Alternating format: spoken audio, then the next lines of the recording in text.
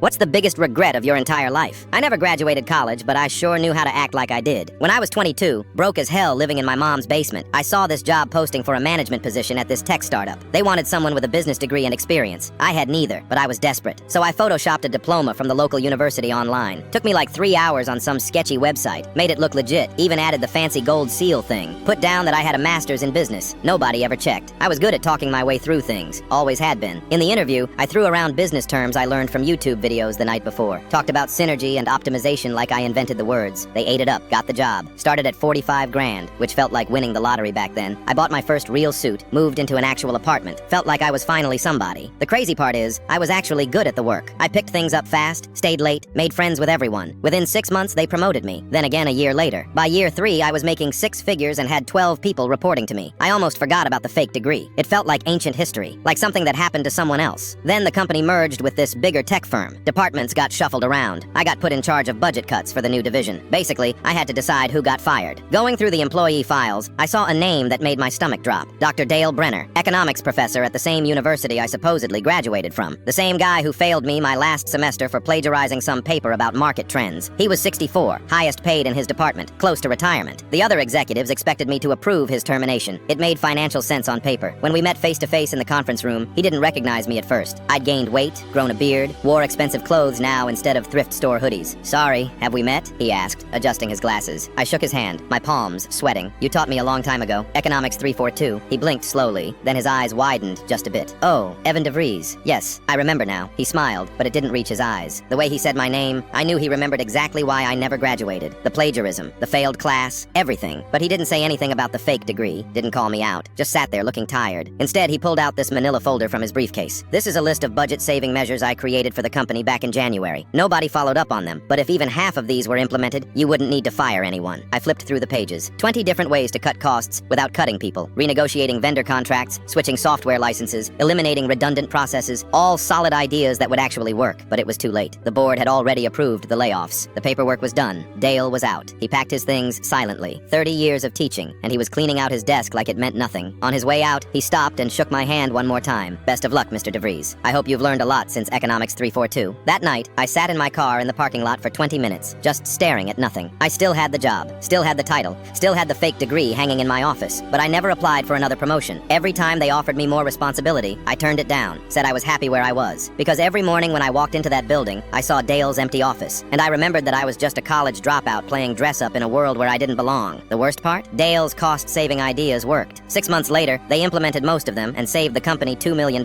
Money that could have kept his job and 10 others.